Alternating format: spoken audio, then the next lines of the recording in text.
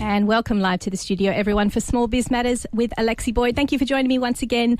This week, we're going to be talking all about cybersecurity with one of the bigwigs.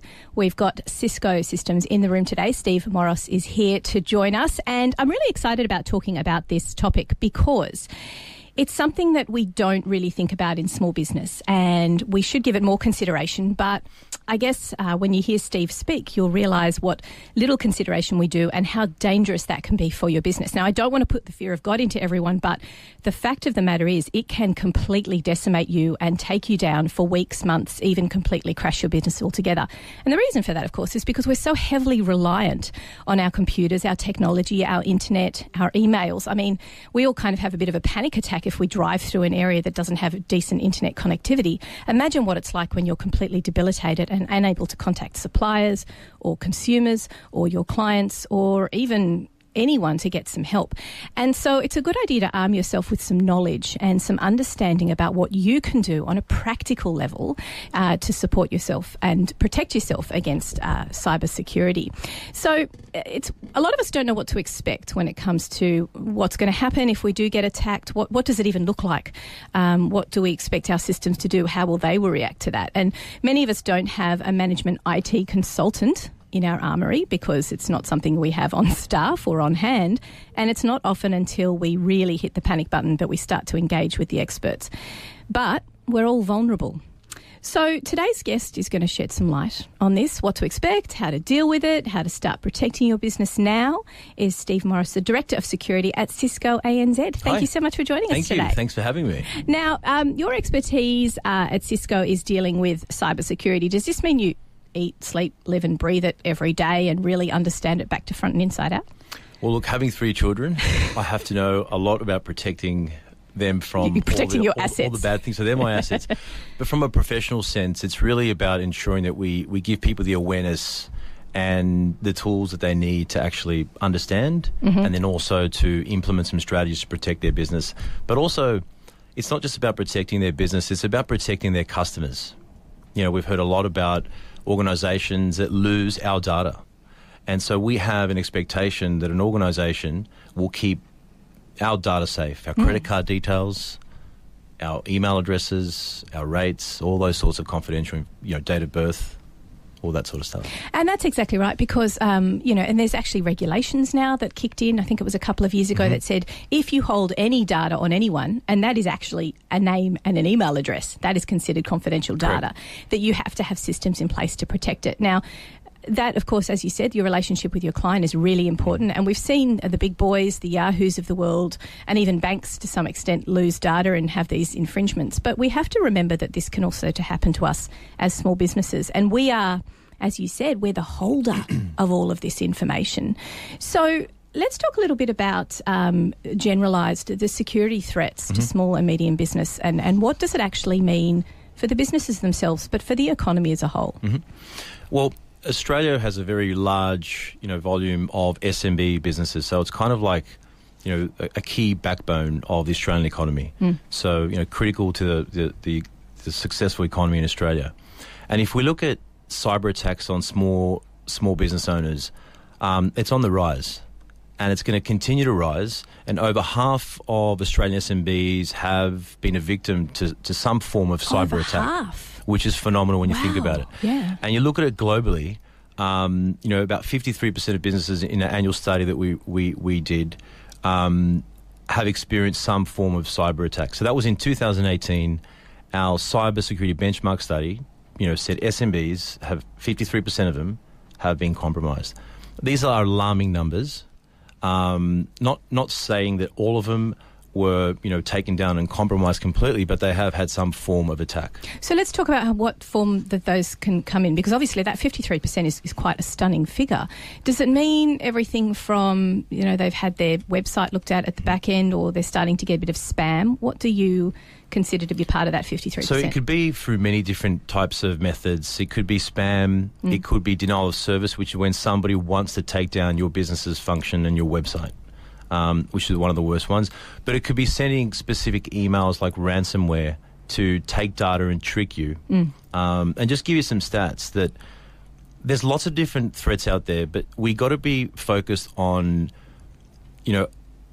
the ones that are focused on having an intent to hurt and harm your business. Right, yeah, as opposed to the silly Correct. stuff. Yeah. So there's lots of silly stuff around there, but the dangerous threat vectors, they've got an intention to steal. And they're looking to steal your identity, your money, credit card information, or disrupt your business. And so they're the ones that we've got to worry about. And just as an example, the underground market is very buoyant in terms of monetizing what these bad guys take from you. And as an example, 1,000 stolen email addresses ranges from 50 cents to $10. Wow. Credit card details range from, 50 cents to, $20. 1 million verified email accounts ranges from, to $150 on the market. So there's definitely an underground market that promotes people to have that motivation to actually want to hurt and harm a business and take their data. Because that data, as you said, has value, even Correct. on a little by little, chunky little basis. If they're going around and going to, say, thousands of businesses, and each business gives them, say, 1,000 email addresses that are verified, then that really adds up to Correct. some serious bickies. And it does. It really makes them, the underground market is quite a large economy in itself, or the dark web as we call it. But it's really about the motivation of the attack vectors. Most of the motivation is around money. Some of them have, a little bit of an ego type of focus. What's the risk versus reward? So they're very focused on making sure they target certain companies. And then there might be political agendas, that they're focused on. So there's lots of different motivations. But here's the scary thing. A student or a kid can get on the internet and get access to tools. They can take these tools, they can run them on the internet. We call it a botnet or a specific, application that they can take for free, and they can launch that. Unfortunately, an SMB business can be the victim of someone having a bit of fun. Now, to them it's fun, to the business it's catastrophic. And so that's kind of the major concern. But a key thing is, of the 53% of organisations I mentioned before, 20% of them had claimed they lost up to $1 million in economic loss. 20%? 20% of them, $1 million. Wow. Now, the thing that scares me about that number is that figure, even half that figure, could trouble a lot of organisations or SMBs to recover from that. And a lot of us think that it won't happen to us. I remember a quote from our CEO previously. He said there's two types of companies these days. The ones that are yet to be attacked and the ones that have been attacked. And that's it, because that's your 50-50. I mean, that's it, right? Yeah, because it's all got to happen in some way, shape or form. And it's interesting to hear you talk about the different methodology. Some of it is insidious, some of it is political. I mean, I'm sitting here going, really? I don't think they're particularly interested in me. I'm not part of any major political party.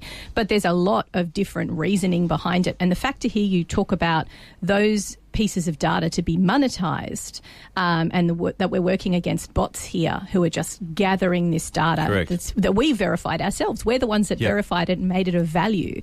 All the more reason to be thinking about upscaling your protection. And a scary thought is that we as humans put our whole life on our mobile device. Don't we? Everyone does it. And as a business, we also do that as well.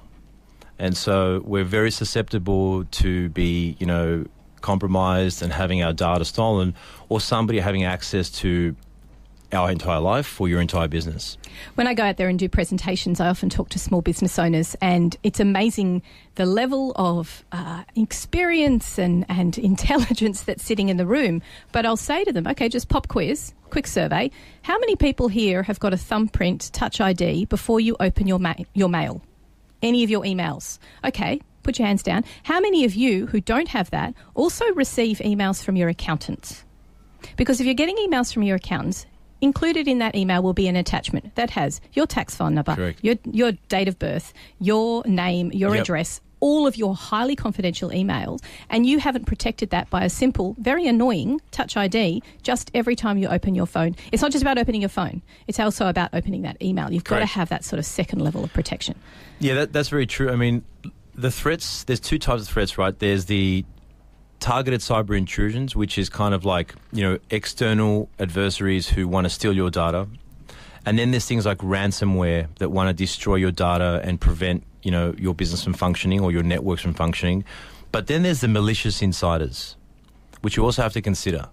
That a business that survives on its data of its customers could have somebody that's a disgruntled employee or somebody that's a malicious insider that will steal the data, or they'll destroy the data, preventing the company from functioning. So it's not just an external threat.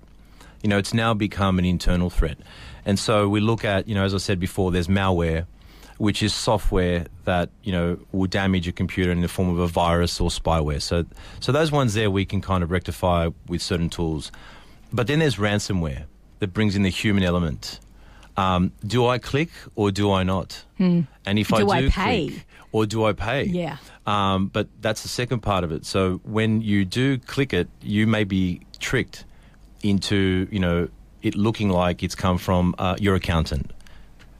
And when you click on it, bang, your computer's locked. They ask for some ransom, and it happened to an organisation. There was a study done where she paid $10,000 because she had to get her data back, but that didn't happen. So there's lots of examples of that. So that's kind of the ransomware. But the other one that's quite alarming is what I mentioned before around the denial of service attack, where its intention is to take your business offline. So if you survive solely on being able to connect your customers for an online service, for example, in peak periods, call it an Easter period or a Christmas period, they may target you for that. And if you have one of those very basic routers that we all buy from Harvey Norman and run our business on, that is very simple to compromise. So is it the router? We're going to get technical in the next section of the show, but you mentioned there the router. Is that because they're just kind of going around looking for Wi-Fi's and then taking it out and looking at what is on that Wi-Fi? I'm asking very basic questions here because I imagine my listeners are probably as well. Correct. And look, one thing I will say is in the cyber world, we have been a little bit, arrogant where we kind of expect everybody to know about cyber. But then I look at it as an example when you're doing your tax. The tax man doesn't say, you don't know anything about tax. We obviously don't, most of us, so we go to the tax person to get that assistance. In the cyber world, we've been very good at talking about how bad the problem is, that no one knows what they're doing, instead of focusing on let's help with some awareness of the impact and let's provide some recommendations as to what we should do to kind of, reduce our potential of being compromised. There's no silver bullet to cybersecurity. It's more about being cyber resilient. So the ability to respond when something does happen. Well, that neatly brings us around to the next part of our show. We're going to talk about simple things that you can do, practical strategies that you can do to protect your business, either in a sort of a security setting or perhaps just being aware. I like that mention you were saying about being cyber aware and what it is that you can do. So are they going to cost a lot of money, these sort of strategies? So they don't cost huge amounts of money, but it depends on, you have to look at your business and profile it, right? If you're an online business, then you should invest, more in ensuring that you're protecting that asset. If you're a small business, I'll give you an example. My dry cleaner, this is quite a funny story, but my dry cleaner burnt down. And on that day, I was in the office and I said to my wife, can you please go pick up my dry cleaning because I needed some stuff. And she said, not so much. And so she sent me a photo of the actual dry cleaners with fire engines at the front, and it was down to ashes. Oh, poor guys. And so when I spoke to them after to go back and understand what's going to happen with all my clothes, they had no records of anything. Yeah, well, and often dry cleaners don't, do they? No. They're really paper and pencil kind of. So, whether it was done on purpose for another reason or whether it was just accidental, we don't know. But the point is they lost their business. Yeah. And they had no access to information to help their customers. Right. Now, if that was in a cyber world and your business went down, your investment in proper infrastructure to protect that, you'd invest, the right amounts of money to do so. So we talk a lot on this show about the importance of backups and making sure that you've got all of your data at least in, say, 2 different locations preferably one of them off-site. Is that one of the ways that we can protect ourselves against cybersecurity? Because what worries me is that, as you said, if someone goes to take down your website, they're kind of taking down everything at once. So if it's online, how on earth can you protect that? Is it simply by having your website backed up somewhere? Yep. And you raise a good point. You mentioned the 3-2-1 backup rule earlier to me, but we do need to have multiple forms of our data, the critical data, the data that you can't replace, that you need to function as a business. And so having two kind of mediums is critical. You have one as a kind of backup in a storage device, and, you can have something else on a different device. And having something off-site. As I mentioned before, if everything is on that one location, and it can happen, you lose everything. Yeah, don't be the dry cleaners. Exactly. So that's kind of my point with that. But I like using that one because I still haven't got my shirts back. but that's a personal thing. But has the dry cleaners got their dry cleaners back? Probably not, because if they're not keeping any sort of records or backups or anything like that, then it becomes tricky. But a few recommendations that we have for businesses are, to answer your question on the money, it does range. You can spend $1,000, you can spend thousands of dollars. It all depends on your profile of business. But at the very least, you can go to a retailer and you can buy a $99 terabyte drive. Correct. And you can back up your C drive onto the terabyte drive. Then you can pick up the drive and take it to your parents' house. That's a really basic one, and that costs next to nothing. And that's right. So they're low cost. But when I look at 4 recommendations that I have for organisations, one is to have basic visibility and control.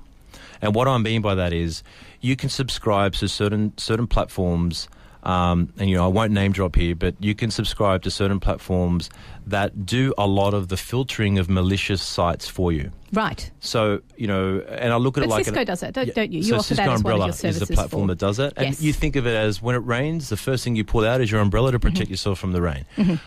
Same sort of thing. The umbrella platform helps businesses reduce ransomware by 90%. And that's one of those platforms that basically stops, it isolates and targets and knows which areas of the world are a little bit more, likely to be those places that we hear about, and also websites where they originate from. And you're doing all the research so that, as you said, it's an umbrella effect. Only a few of those raindrops will get through, but the majority of them are going to be protected, and it at least starts to filter the process. And this is where I say to companies, choose your infrastructure that's going to run your business, like your router and your switch. They're the fundamental core platforms you need to be online and connected. But choose something that's cloud managed, so you can let the organisation, in our case at Cisco, help you with keeping them updated and getting some visibility as to what's going on. These online dashboards help you see, is there a spike in activity? Is there something that I should be looking at to say, right, I might get some help on this. This does not look right. Traffic peak or things like that. Traffic peaks for no reason. Exactly. Those of you who are a little bit more aware of what's going on your website, and you get excited when you see little peaks and troughs of the website activity, and you go, hang on, why did I just get it? Why is there 20,000 people hitting my website at once? The first line of defense is critical to reducing ransomware. For all the known threats are filtered out for you.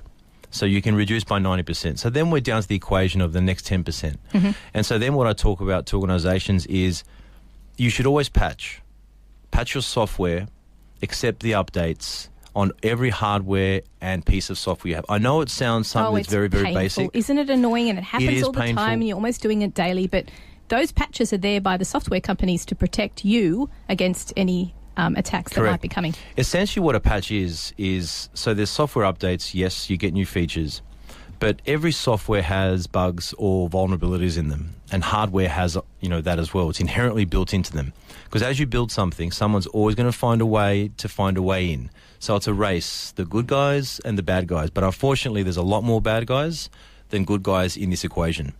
And so you must always keep your platforms up to date and patched. That's kind of the second thing. So basic visibility and control, constantly patching and updating all of your platforms to keep them current.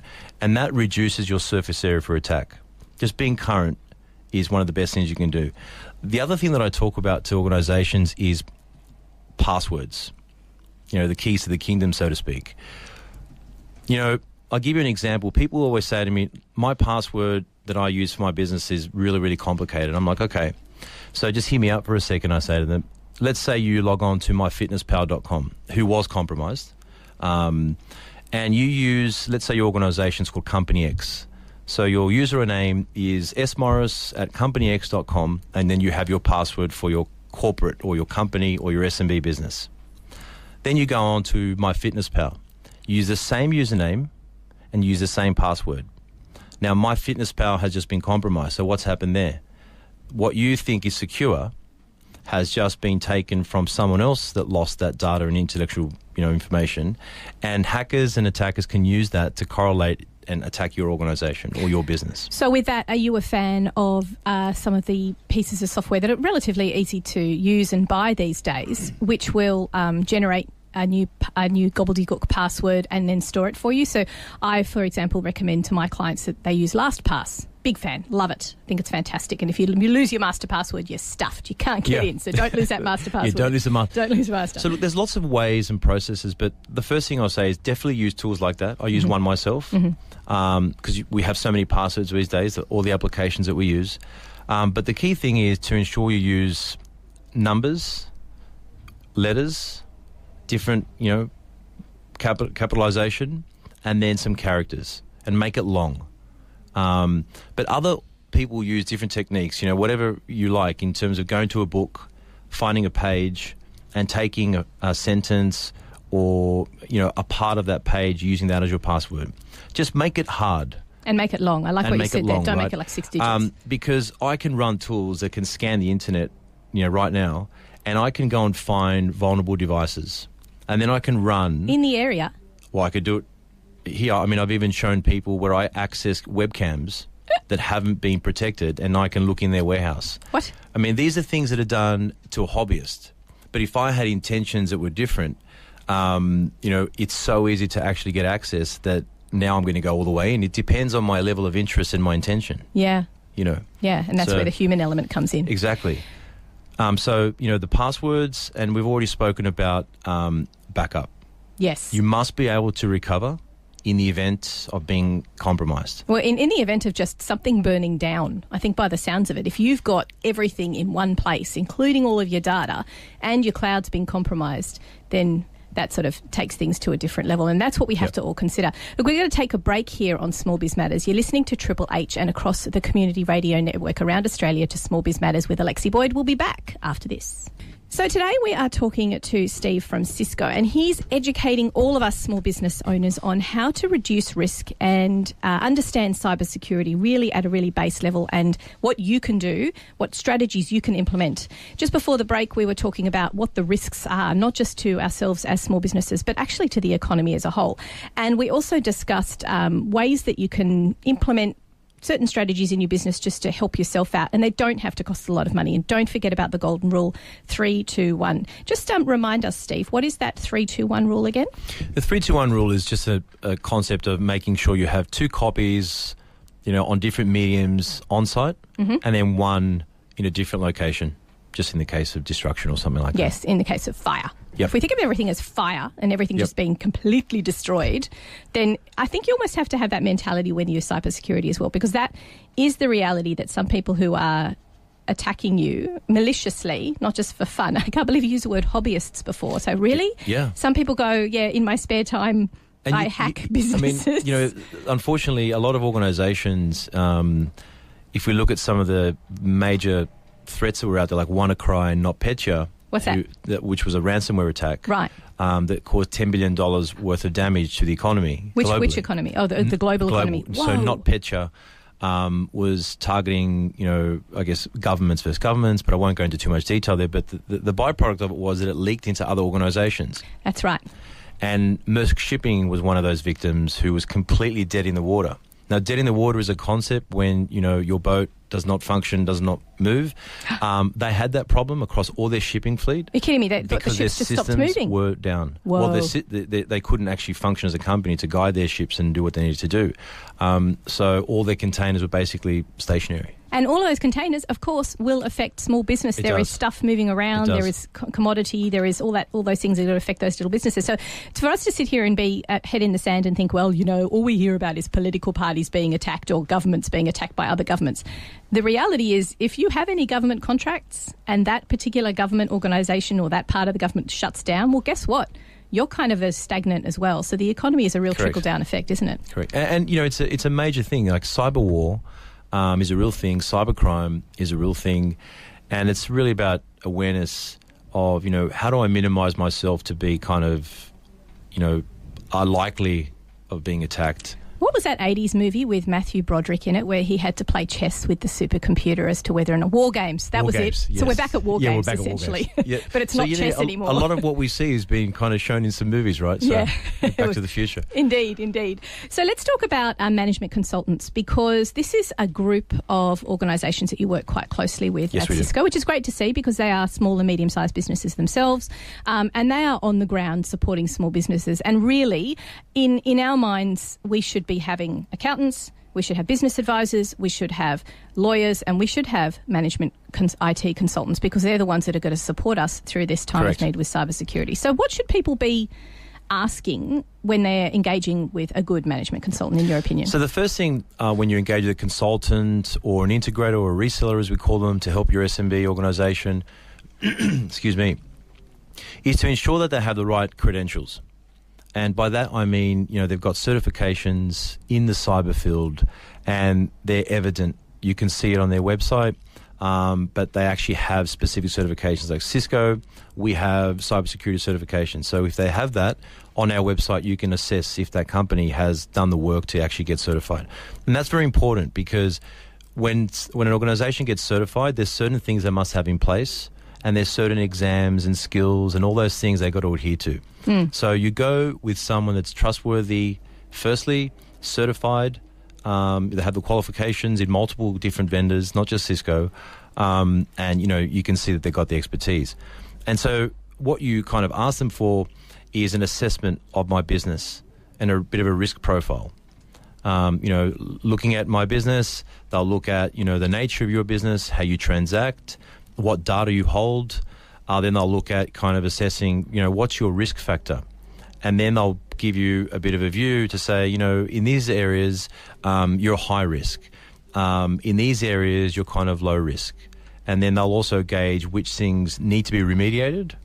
And then they'll start to do the implementation for you. So you've got to have a process of assess, recommendations, and then determining what you implement in terms of the remediation plan. I like the fact that you were talking about the way that they need to be qualified, because I guess we understand what a university qualification is, but their ongoing education is quite important as well. You raise a good point. And, if you start studying cybersecurity, when you've finished, you're already out of date. And this is the scary thing about technology, that the pace of change is so fast that we need organizations to invest in their certifications. Micro-credentialing is, doing continuous updates, but you've got to find someone, and I know some great organizations that focus on SMBs that they have 3 people, but these 3 people live and breathe, technology. And when they go to organizations, they really invest in making sure that they give them the maximum level of protection, but they also leave them with some other aspects. I look at it in 2 parts. There's a technology piece, which is kind of important because that's what connects us and that's what runs our business. And unfortunately, a lot of organizations are a technology company because that is what enables you to function.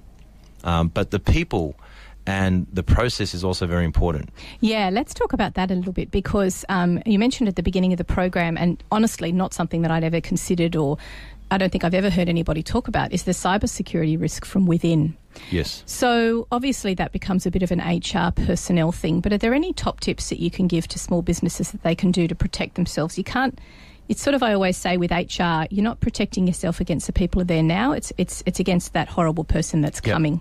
So what are some of the recommendations you guys make? So some tips there. The first one is around, if you do have an online business and you have applications in the cloud, having some visibility and monitoring, abnormal traffic behaviors, which could show you that somebody has downloaded all of your data set. They might be going to start a new company that does exactly what you do. And so you've just gifted them your entire customer base for the last 10 years. And it's really important. Let me just put a word in here because as a bookkeeper myself, and I work with Xero, everybody must have their own login. Yep. It doesn't matter if they're only looking at a tiny weeny part of the system or the whole system. You don't ever let anybody, especially your staff, log in using your Correct. And so that brings me to the second point of identity and trust. So the first one was around visibility. And that's visibility with your cloud applications and visibility on your network to see what's going on. And that could be basic traffic information. And then the second one, to your point, is around that trust and identity. Who are you? What are you connecting to? And getting that, logged. And so you can actually see what each individual will be doing. This is not spying on people, but what it does do, it helps you also determine if someone's unknown, and this is where we get into a little bit of that authentication or multi-factor authentication that we kind of see happening now, which is the password plus another level of security. We kind of get to that in our business where we can kind of identify and give people access to what they need to have. They don't need to have access to everything. Your core customer data should not be something that sits on the network and be publicly available to the entire workforce. But it's illegal. What you're actually doing there is actually making it inappropriately accessible to anyone, because it's, again, you've got to protect that data. And what I keep reinforcing to people, it is just the name and the email address. That's the level of identification that somebody needs to use. You can monetize just a name and an email, and especially if you know it's verified. So that's a key thing, but the other thing is the culture. And what we talk about, even in a home, my father has been called numerous times to, log on to his computer to put some, text into the command line, and, he needs to be helped from Telstra because he's been getting threats and viruses. And to someone that doesn't really understand, they may go ahead and do that. And then they're into your system and they might steal some credentials or cause you harm, take money, whatever they might do. But, those things happen so often. So we need to have controls in place in the culture that helps people understand, hang on, that doesn't sound right, or this doesn't look right, I won't click on it. Because it's that one click that is how far away from, being impacted you are. The education around cybersecurity is so important. The other day I came across a bill from Energy Australia which came into my business, and the only thing that I recognised as being a little bit different, it was so accurate, it was frightening. The only thing I noticed was that if you prepay, you get that discount and you got the second little bobble. Right. The second bobble wasn't there. And I was going, hang on. And even when I hovered over the email address, it wasn't a gobbledygook one that immediately jumped over me. So I think what people don't realise is that when you've got your employees sitting there, is they are a gatekeeper, I guess, to the whole system. And once somebody has got past that gatekeeper by sending an email that then opens everything up, that's your entire business. Correct. It's open and vulnerable. It's just a way in. So I think the culture on the people is very important to make them aware, very simply. And giving them some process that if they do see something, that they go and speak to one person that's allocated as the lead person or who's the owner or whatever it might be. But yeah, definitely talk to your people, train them. So it's that technology focus that we spoke about. There's also the ASD Essential 8 that the government kind of lists 8 things that you should do. Yeah, where do people find out a bit of information about that one? So if you search ASD Essential 8, you'll get access to that. And there's a bit of a guide as to kind of the top 4 that you should do. It's about application whitelisting, and that's to control the execution of unauthorized software. There's the patching that I spoke about, but there's Microsoft Office macros. A lot of businesses use Excel, and they have macros turned on. Now, there needs to be a level of, blocking untrusted macros, because a macro can execute, a potential virus or something that will impact your business. Things like restricting administrative privileges, as you spoke about before. Yeah, limiting what people can correct. access. You don't need to have the whole network accessible to everybody. There's got to be kind of segmentation and some controls. The multi-factor authentication I spoke about, which is kind of just going a little bit further than the password. Daily backups, depending on your business profile, and then obviously the patching. So that's the ASD Essential 8. Search for that, ASD 8, and you'll get a good view of what the government's kind of driving into, organisations. That's essentially what we talked about in the last 20 minutes anyway. Yeah, Correct. Have a listen to this program. There's another way of learning, educating. So that's really interesting, I think, is that I also appreciate greatly that the relationship that you have with management consultants and that you're constantly educating them as well. Do you have any sort of educational opportunities for small businesses that they can access through Cisco as well? Are there any sort of short courses or anything? So we do. There's two things that we do. The first thing that we do is we have a lot of online courses that are available to IT professionals, but we also have some other ones that are more around awareness, so more entry level, which is kind of the basics and the fundamentals. So we have a lot of those programs, but we work closely with TAFEs. We have a networking academies program where we, focus on training, I guess different, whether they're professional or students. So we bring in, people into the workforce trained up on cyber as a core mandatory skill. So we do a lot of online training and online learning. Oh, that's great that you do it as part of the TAFE courses as well. Yep. So we have a lot of integration, in our curriculum and the material that we kind of put out there. The other thing that we have is, aside from the training being very important, we also produce some reports focused on the SMB market.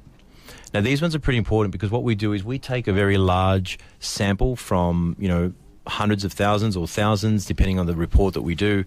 And that report looks at what did we find from speaking to these SMB organizations. And we come out with some core actions and some core recommendations and some data points that helps you kind of assess your business. Where do you fit? Are you like that kind of company that we've researched and provide information? So very handy tool set. Is it kind of like the market insights system or vectors that the ATO uses where they're basically isolating certain industries that you're noticing that have been targeting more than others? Are you looking at particular sections of the economy, for example, or size of business? We do break it down in the report. So there's a SMB report that we have, and it does break down into a few different sectors and size and all those sorts of things. So it's a great read, and, it can definitely give someone some insights as to what they should do. And what they should start kind of being conscious of. Yeah. Okay, we're going to take a quick break here on Small Biz Matters on Triple H and across the country with the Community Radio Network. You're listening to Alexi Boyd, and we're talking all about Cybersecurity Day for small business. We'll be back after these community service announcements. And welcome back in the room to Small Biz Matters live on Triple H 100.1 FM and across the Community Radio Network around Australia. My name is Alexi Boyd, and we are talking all things cybersecurity here with the experts in the trade, known as Cisco. So we're talking all through the program today about some really top strategies that you as a small business owner can implement quite simply, or you might need to engage with someone's support. And at the beginning of the program, we were talking about little things that you can do to make sure that your system's patched, keep your software updated. That's annoying, but relatively cost-free. And I liked the focus, Steve, when you were talking about being aware of any internal attacks, because I think as a small business community, we're fairly familiar with the external attacks, why they might happen, the maliciousness and why it might be there. And even I like the seasonality of it. We need to be aware of our numbers with seasonality, be aware of cybersecurity with seasonality. And Cisco offers some reporting on different sectors or different industries that might be targeted at the moment. And I think education is really important. Definitely. Can you just go over one last time? You mentioned the importance of being aware, I guess, in the cloud with your system and what's going on. What particular elements do you think businesses should have a finger on the pulse of? What's something that they should have in their dashboard, in their mind, that they're always aware of to keep an eye on cybersecurity threats? I'll talk about two things there. I mean, the first one is obviously the visibility aspect. So ensure that anything you buy has the ability to give you a report or a dashboard or show you the traffic that your organisation is actually being impacted by. So website traffic? So website traffic, but our umbrella platform, for an example, will give you a weekly report of what has been blocked. Yeah. And then you can start to determine, I'm being targeted. So then you take that information as actionable insights, I call it, and you go to a consultant and say, listen, I'm concerned. I have been I'm being constantly attacked and I've been blocking all these things. I need to look at stepping it up. So, but until you have that visibility, you actually, you don't know how you need to act. So it's really about getting platforms, and even your router, like we have a platform called Meraki, which is cloud managed, and that provides you with full visibility and insights. Even people use it in their homes to see what their kids are accessing and to block different kind of websites. But in a business, you go that one step further. So visibility is key. You can't fix what you can't see. I mean, that's my number one kind of focus is, if you don't see it, you can't control it as well. And then the other one is, I'm a very strong believer that as an industry, we need to help each other, because the bad guys are all working in a coordinated fashion. And unfortunately, it's kind of like an equation that we're going to lose every time. And so with industries and governments and academia and the whole kind of sector, all SMBs, they should work closer together. And what I mean by that is that you help each other. If your business is compromised or you have some kind of impact, you should talk to others that have a small business as well. It's that sharing of information, it's that culture, and it's that focus on cyber that will help reduce the impacts to, the SMB industry. Is this why Cisco is taking on such a leadership role with this? Because you have been talking about it for a number of months. You've rolled these things out. You're making it very aware. You're offering free information and free courses out there for small businesses. You're integrating with TAFE and all these really great, reach outs to the community. Is this why Cisco's doing it? Because you have these grave concerns? Yeah, I mean, that's a key thing, is that we are concerned about, the trajectory of where things are at and all the threat vectors, and we do feel that awareness is a key aspect, but collaboration in industries is a key thing. And the simplest thing is to your business next door, this happened to me, what are you doing about it? Yeah. That knowledge sharing, we do it with, Instagram, oh, look what I found, and we share that information. Look at the food that I ate. Let's talk about something a little bit more that's, critical. So definitely we're involved in this to raise awareness, but I believe that organisations are overwhelmed with all the technology things that are coming at them. So we have a very big focus to help empower them, and to empower them to make it simpler and to give them the tools that they need to protect their organisations. So that's kind of a key focus for us, and we're in the market helping as much as we can and partnering where possible. That's wonderful. And look, it's a nice, neat way to wrap up the show, really, is explain that how the big boys can really help us small business owners and help educate us, but also provide those umbrella pieces of software or an organisation. And you also speak for small businesses as well. So you speak to government. You talk about the risks and you give government that information Definitely. that you're doing with all your reporting. So thank you from the small business community for supporting us in that way. Thank you. Thank you for everyone listening as well. And it's been great to be here. Yes, I look forward to coming back sometime soon. That'd be great. Now, how can people find out more information? What website should they go to? So the main place to go to is the cisco.com website.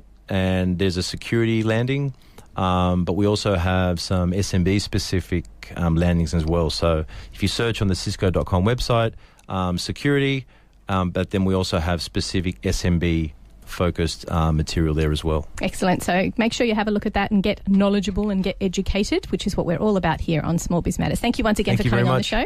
Now, anybody who's listening, next week we have a politician coming on the show next week. It's okay. We're going to hit him up with some hard, tough questions. That would be our lovely Matt Keane. And we also have the general manager, or the managing director, I should say, from Receipt Bank. We're going to talk about how to get paperless in this paper world, and how to go completely in the cloud and make sure that you haven't got any bits of paper lying around your desk, which I'm super excited about because I'm very passionate about that and getting admin under control. You've been listening to Small Biz Matters with Alexi Boyd. Thank you for joining me today. Catch up via the website smallbizmatters.com.au. And those of you who are not aware and don't subscribe yet, get onto iTunes and listen to Small Biz Matters. There are over 60 fantastic podcasts just like today's that you can learn, educate, and get empowered as a small business. Thanks for listening, everyone. We'll see you next week.